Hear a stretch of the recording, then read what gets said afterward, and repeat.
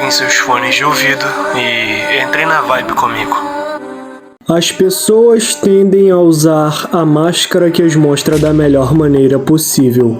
Humildes, autoconfiantes, aplicadas, elas dizem as coisas certas, sorriem e parecem interessadas nas nossas ideias. Aprendem a esconder as inseguranças e a inveja. Se tomamos essas aparências como realidade, nunca conheceremos os seus verdadeiros sentimentos e de vez em quando seremos pegos de surpresa se, de súbito, demonstrarem resistência, hostilidade e ações manipuladoras. Felizmente, a máscara tem rachaduras. Os indivíduos deixam vazar os seus sentimentos e desejos inconscientes o tempo todo, em sinais não verbais que não conseguem controlar por completo. Coisas como expressões faciais, inflexões vocais, tensões no corpo e gestos nervosos. Você precisa dominar essa linguagem, transformando-se num leitor habilidoso de homens e mulheres. Armado com esse conhecimento, vai conseguir tomar medidas defensivas e até ofensivas em certos momentos. O título desse vídeo não foi criado por mera questão de estética, no quesito querer chamar a atenção das pessoas para um tipo de técnica falsa, inventada por mim. Eu jamais faria isso. Como eu deixo na descrição de cada vídeo, tudo o que eu compartilho com vocês são coisas que eu estou aprendendo e colocando em prática, e claro, que estão dando certo. Ou são coisas que eu já possuo total domínio e aplico em certas situações do cotidiano. Então, vamos para o que realmente importa aqui. Você talvez deva ter se perguntado, mas por que olhar decodificador? Bom, justamente pelo fato de ser uma habilidade que te ajudará a se comportar com maestria em meios sociais. Por exemplo, no momento em que você estiver pensando em abordar uma pessoa e quiser evitar um fracasso perante ela, ou perante um grupo de pessoas. Essa habilidade também tem o poder de te permitir fazer uma leitura de possíveis intenções alheias, que muitas vezes são ocultadas por pessoas interesseiras e manipuladoras.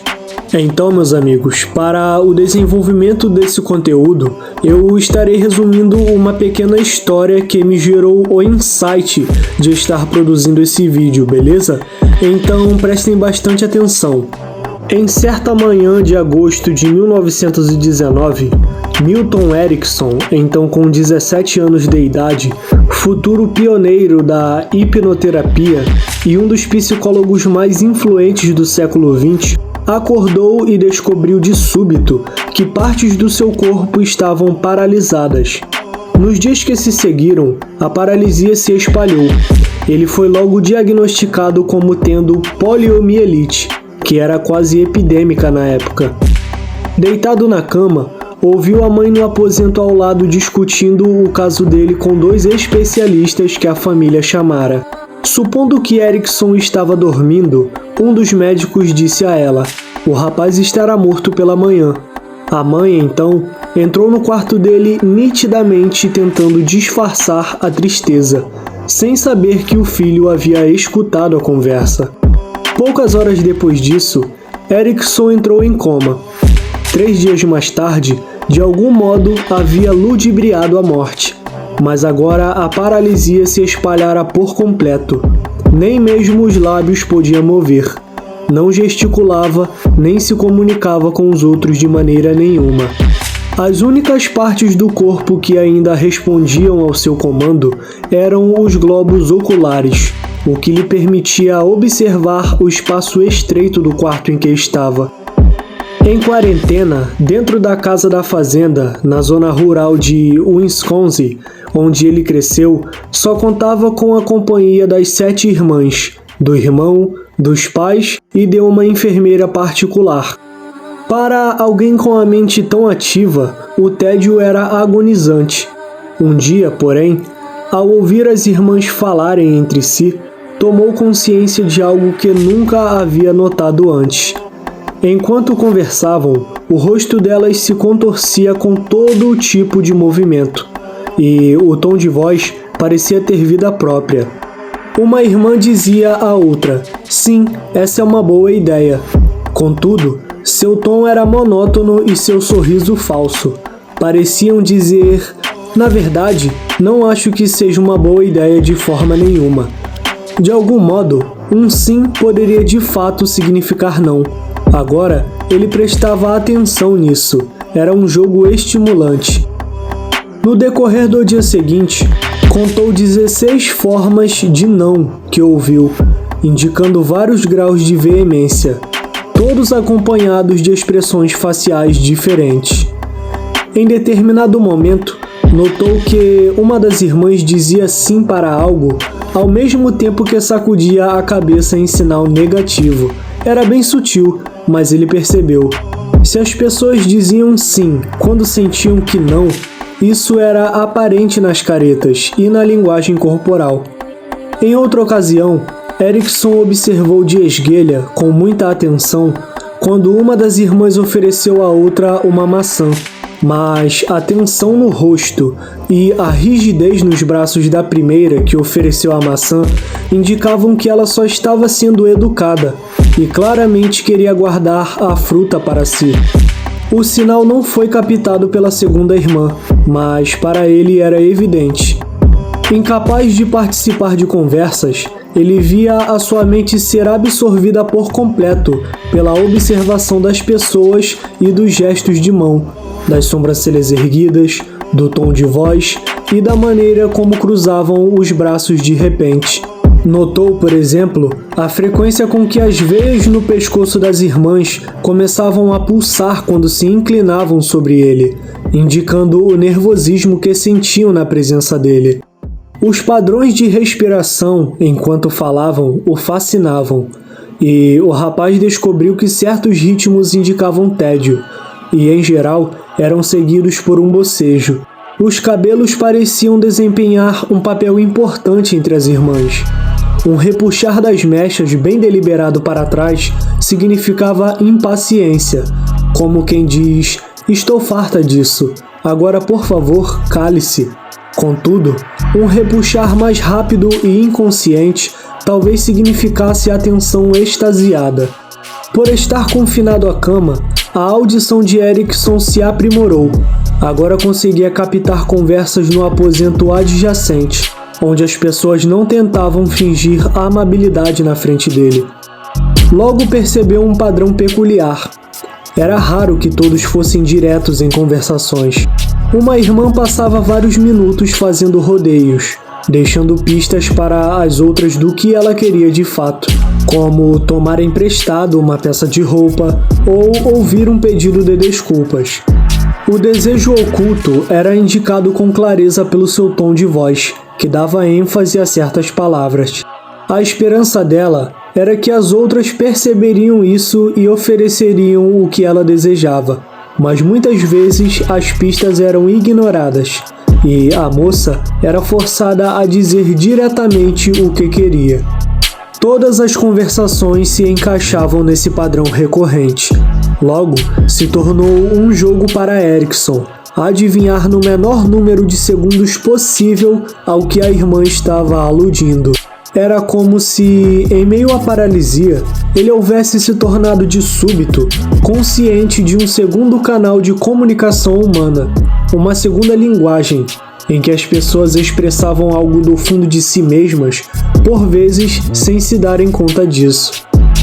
Então, meus amigos, espero que vocês tenham percebido durante essa história que nós sempre seremos tendenciosos a expressar sentimentos e emoções pelo tom de voz, ou por uma expressão facial, postura, modo de gesticular, enfim. Sabendo disso, entra a importância de você se tornar uma pessoa mais observadora do que faladora. Dedique-se a ler as pessoas em variados tipos de ambientes. Observe como elas se portam em interações sociais. Observe a linguagem corporal, por exemplo, dos seus próprios amigos, de pessoas que te rodeiam, ao estarem numa troca de informações com um terceiro, ou ao receberem um tipo de notícia de uma conquista alheia. Observe as reações delas. Busque interpretá-las e, através de pequenas reflexões, filtre como elas podem estar se sentindo em devida circunstância. Uma coisa é certa, não podemos estar sempre 100% certos sobre uma pessoa, mas temos capacidade de analisá-las e, através de comparações com comportamentos que nós mesmos em algum momento já tivemos perante um indivíduo, podemos ter uma boa especulação sobre os sentimentos de um terceiro. Qualquer um tem a capacidade de aplicar esse hábito de comportamento, mas poucas pessoas se dispõem a se colocarem no lugar alheio, ou até reconhecer tipos de comportamentos que ela mesma já expressou numa circunstância semelhante com a qual ela pode estar vivenciando no momento. O tom de voz de um indivíduo pode entregar o sentimento ou emoção que ele está tentando ocultar das outras pessoas. Então, passe a focar também na entonação que as pessoas usam para entregar alguma notícia, compartilhar alguma oportunidade e até mesmo no momento de conversa entre vocês. Comece a separar o modo como uma pessoa gesticula contigo do modo como ela está expressando certas palavras. Comece a peneirar por completo cada gesto, cada entonação, expressão facial e até a postura do indivíduo durante a conversa. Desse modo, você deixará de ser enganado por pessoas que enchem de energia e esperança a própria voz, mas agem de forma contrária ao que falam. Alinhe sempre a linguagem corporal de uma pessoa com o que ela está conversando contigo no momento. Por exemplo, imagine uma situação que um indivíduo diz estar cheio de autoconfiança por ter conseguido o emprego dos sonhos, porém, a própria postura dele exibe um reflexo de apreensão, de incerteza, como se ele tivesse perdido o emprego ao invés de conseguido. Você acha mesmo que o modo de comportamento dele irá passar para as pessoas um ar de vencedor? Obviamente não. Porém, muitas pessoas não se atentarão a esses sutis detalhes, mas a partir de agora, creio que você sempre conseguirá notar e avaliar o tipo de sentimento que tal pessoa está tendo em determinado momento. Falo daquele momento onde estamos se aproximando de um grupo de colegas na escola ou mesmo de nossos amigos na rua e conseguimos notar claramente que eles estão tendo uma interação muito ativa na conversa. Porém, no momento em que chegamos no meio da roda, todos param urgentemente de tocar no assunto específico que estavam falando no momento, ou apenas se silenciam rapidamente, como se estivessem apenas ali sem propósito. Creio que esses acontecimentos já deixaram muita gente aborrecida por dentro, e creio também que muitos devem querer adivinhar o porquê tais pessoas se comportaram daquele modo, sem ter um motivo aparente. Bom, meu caro, só existem dois motivos que levam as pessoas a agirem de tal modo. Ou elas estão zangadas contigo, ou elas desejam apenas ocultar certas informações de você. Ponto. Para identificar se dentro do grupo existe alguém que está cultivando um ranço sem motivo de você, atente-se naquele que estará influenciando os outros a calarem a boca, ao que chama a atenção do pessoal no momento em que você está chegando. Caso uma nova conversa se inicie, observe se há alguma pessoa querendo silenciar a sua vez de fala. Perceba se tem alguém que nunca concorda contigo. Perceba se tem alguém que não te dá espaço para falar. Nos momentos em que o grupo não quiser que você saiba de algum assunto ou informação, eles apenas trocarão o objetivo da conversa. Eles tentarão puxar assuntos sobre você ou sobre coisas que não cabem ao momento, para que você não venha a questionar o assunto que estava sendo tocado. para finalizar esse conteúdo, deixo uma frase de reflexão para vocês. Um lobo pode apurar tudo o que precisa saber sobre um homem, sem trocar uma palavra com ele. Bom, por hoje é isso, meus caros. Espero que vocês tenham assistido mais um vídeo com foco. Espero que possam compreender tudo o que foi entregue aqui, pois para que você se torne um excelente observador e consiga analisar as pessoas para especular possíveis sentimentos e pensamentos que elas podem ter de você ou como podem estar se sentindo no momento, você não precisa de técnicas altamente avançadas. Então, espero que aproveitem toda essa visão direta e sem enrolação que apresentei para vocês, beleza? Então é isso, se inscreva no canal, deixe o seu comentário sobre o que achou do vídeo aí abaixo, ativa o sino de notificação, deixa seu like, compartilha o vídeo para fortalecer o crescimento desse nosso império e tamo junto, vamos pra cima!